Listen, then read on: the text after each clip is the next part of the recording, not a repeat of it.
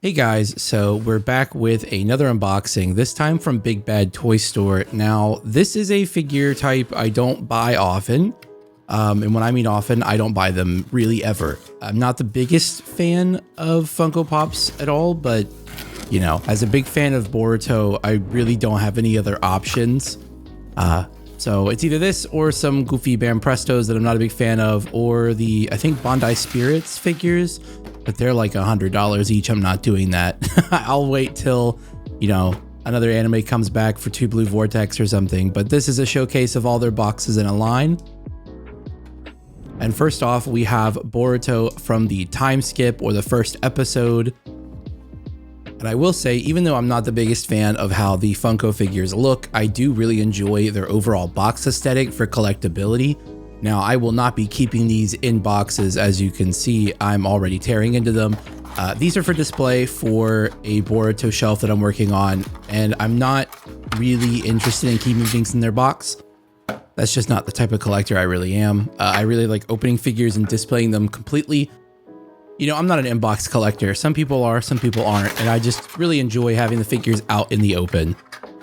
Overall, clean box, but moving on to the actual paint and sculpt of the time skip Boruto, it's pretty good. You know, I mean, I got these on sale. Big Bad was doing a huge like clearance sale, and they're not the greatest. Like they do, I've always felt that Funkos kind of feel like knockoff AliExpress figures sometimes, because sometimes their paint is like really bad. I think maybe it's just overall Funko's QC is not the greatest. Like there's always scuffs or paint dings and things like that, or slight warping. But his wasn't so bad, so I liked his. Moving on to the normal child Boruto figure. Same kind of overall box aesthetic. Really nice that they all kind of fit cohesively. You can see all the different Funkos in this specific line release. There is a Baryon mode. I don't know if I'm going to hunt it down. I don't know if it's expensive at the time of recording or not. But if it isn't, then yeah, I'll probably hunt it down, but I did not see it sold, so I'm assuming it's going to be expensive. Pulling him out, we are going to remove him from his blister. His skin tone is a little darker than the time skip one, which is a bit interesting to me. I don't know if that's QC issue or just like a overall design choice, but he does have a little Rasengan in his hand. And his paint is overall not too messy, so I really enjoy it. Line work is pretty clean. His sculpt is pretty clean. No real bleeds on the headband from the hair color or the skin tone. The metallic paint on the headband is pretty clean with a nice little, you know, recessed black for the headband symbol. Shading is pretty good, and that's a pass for me. Moving on to Kawaki, he is I don't know, he's a controversial figure. I didn't really want to collect him from his child variant, but he was $3 at the time of recording, so he definitely got bought. We're going to go ahead and remove him from his box and his blister.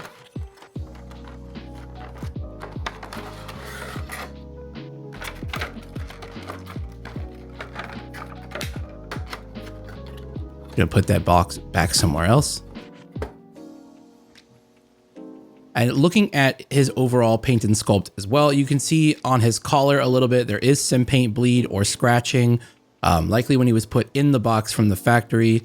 His hair is rather clean though, and his eye decals are definitely clean. He probably could have used some more shading on his outfit itself. It's very flat. You know, hair seam is a little bit egregious in some places. It feels like it's separating in one of the corners, but overall not too bad. Moving on to Shikadai's Funko Pop. This is his box and his box design. You can see these are the pops that were in his line.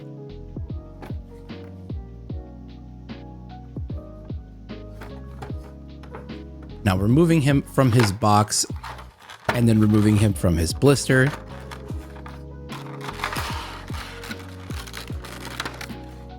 His paint and sculpt is actually probably one of the cleanest of all of them. His eye decals are on point and very sharp.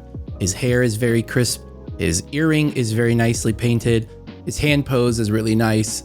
His headband is pretty clean on his arm. His shirt looks good. There's no overspray from the pants or the back pouch. His toes are pretty clean, but they're a little spotty, more than the rest. But other than that, I think by far he's probably the cleanest of the bunch.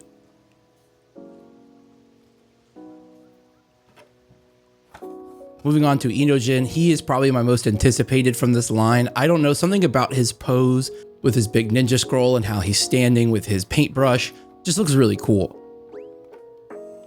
I always like it when Funko includes a little bit more than just the character and leans into a bit of their powers as well. I always like that representation. It just feels more of a nice figure when you have something like that.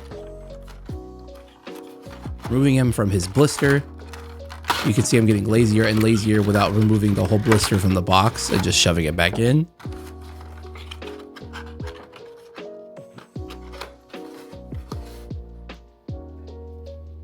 Moving on to Inojin, he is interesting. So his paint is a little messy around his arms, more than I'd like. His ninja scroll does have a bit of paint bleed from just, it looks like an airbrush or maybe just from a fingerprint smearing it. He does have defects in his hair that cannot come off.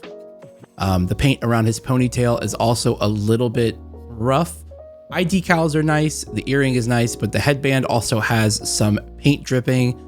So he is by far the worst. There is that weird mark on the top of his head. I'm not too sure what it's from. I can't tell if it's from casting or it's a scratch, but he is by far the worst one for paint and sculpt. So overall, still happy with him because he was only around $3, but yikes. So now we're going to move them all into a line so we can see all the Funkos we got today.